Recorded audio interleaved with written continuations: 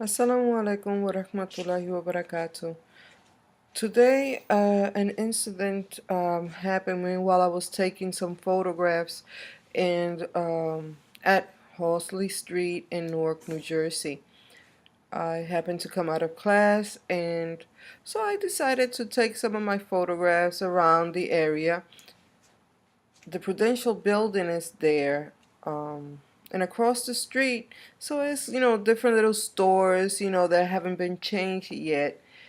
And me, the happy trigger photographer that I am, I started taking pictures down the street, up the street, and I just happened to be standing in the same side of the street as where the Prudential Center is at.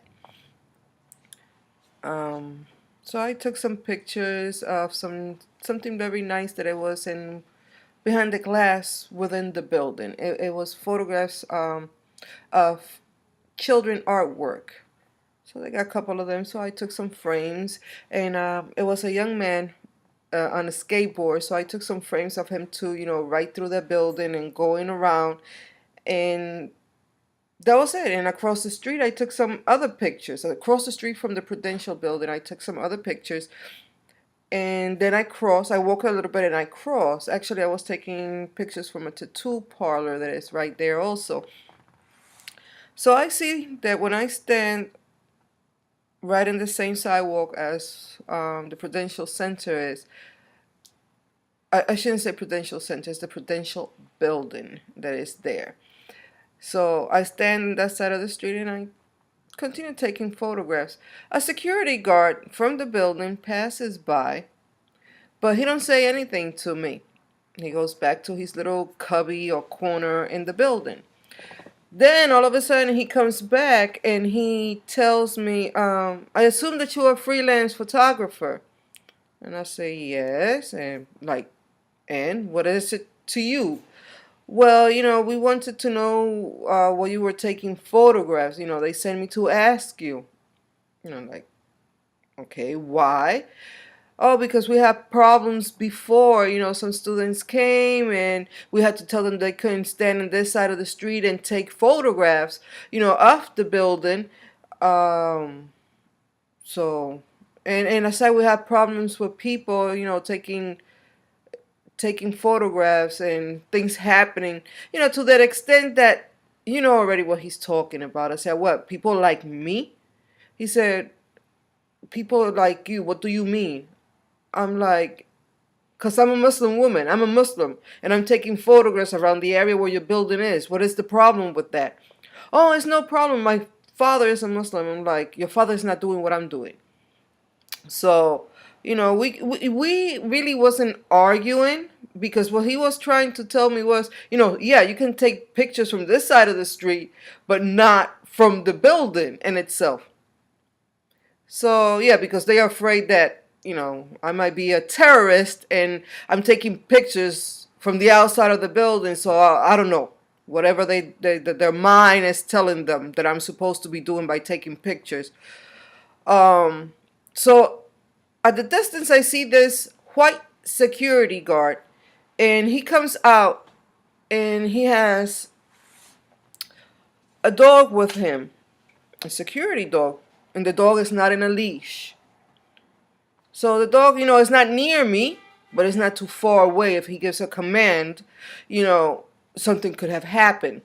Especially, I am not able to run. I'm not a sprinter, and I'm an older person. So I don't think, a dog chasing me will be a pretty picture at this point. But the fact of the matter remains that the dog was not in a leash, regardless. So the black security guard and I were talking, and the white man with the dog, the white security guard with the dog, which at this point wasn't on leash, joins in without saying nothing. He just listens in without saying anything. And prior to that, I had told the security guard to stop talking because I was a journalist. So every time he spoke and he said something else, he was just adding to the feel that I was going to talk about it. I guess he really didn't care if I talk about it or not, because he understood where I was coming from. And I did understand what he was trying to tell me. But the fact of the matter is, it had no context. I mean, I'm taking pictures. Why are you approaching me to find out what I'm doing?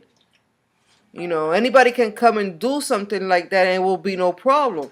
You see, like a photojournalist of the caliber of Ashley Gilbertson be doing something like that in Hosley Street. Nobody says anything to him. But me, the Muslim brown skinned woman that I am, yes, it is a problem. Especially when the assumption is that I might be Arab instead of Puerto Rican, which that's what I am. Mayor Baraka, what are you doing? You bring these companies here, okay, they're so-called giving the Newark people and the surrounding areas jobs. Little crumbs. I don't call those jobs. Little crumbs. Because basically everybody that works in this Prudential Center and Prudential building, they don't live in Newark. You're talking about an initiative to help the community? I don't see you doing that right now. Yeah, you're trying to fix the police department. Talk to these companies around the area because they don't own the sidewalk where I was standing and taking photographs. And I don't believe they have the right to tell me that I cannot take pictures standing in that side. Then they send a female security guard.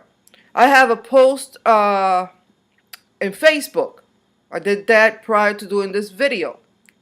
They have a female security guard come and approach me and said something to me, and I told her that I was not taking pictures any longer. And I'm here live, filming this live to Facebook.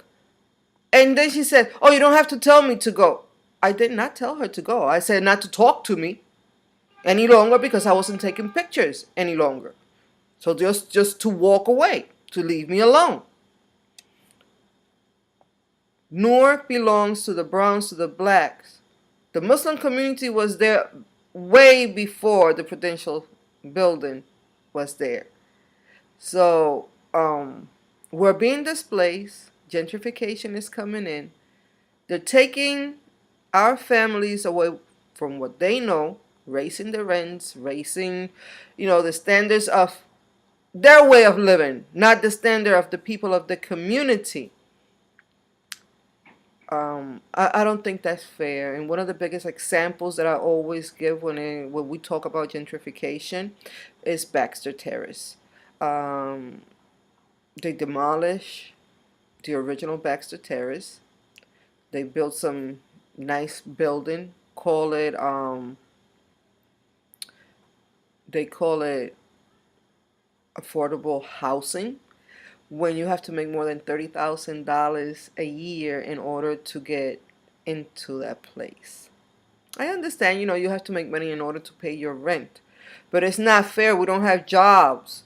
And the people that is working in Newark, the majority of the people that is working in Newark don't live in Newark. Go back to the time when the jobs in Newark were for the people that live in Newark.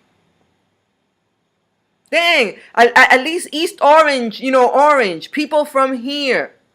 Don't be giving jobs to people from New York City, from all the way up Montclair, West Orange. What's going on? You're taking our people's bread and money away from them to give it to somebody else? Stop. You know darn well that you don't fit their criteria. You will never fit their criteria. I don't, and I was born in Brooklyn and been here in Newark for a long time. My brothers and my sisters don't fit the criteria either. So think about what you're saying and how you're treating the people in Newark. Wake up, Muslims. We are not wanted. Mayor, wake up. Our city is being taken over. I see no changes. They're coming. Slow as a snail. You got to get more into the community. Talk to us. Stop trying to make Newark, okay, a buzz for people from other places. Make it like New York. We already have our own talent. We just have to help this talent. Help our people here in this community. Stop bringing people from outside to work our jobs, to teach in our schools. Give the students the initiative, the incentive that if you study here, you can stay here, live here, have a job here. New charter schools are coming, and who are teaching in these charter schools? They're not people from Newark. Very seldom.